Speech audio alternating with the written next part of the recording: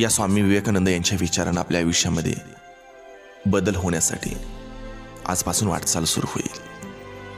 म्हणून हे विचार आपण ऐकलं पाहिजेत. आपल्या जगण्याला ऊर्जा येईल, आपल्या जगण्यामध्ये बदल होईल याची मला खात्री वाटते.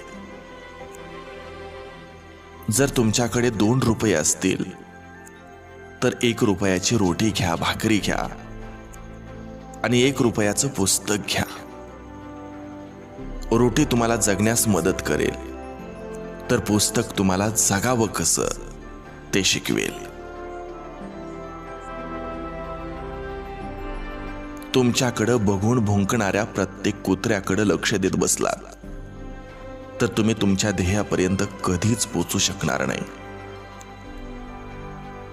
स्वतःला घडविण्यात आपला वेळ खर्च करा, म्हणजे तुम्हाला इतरांना दोष द्यायला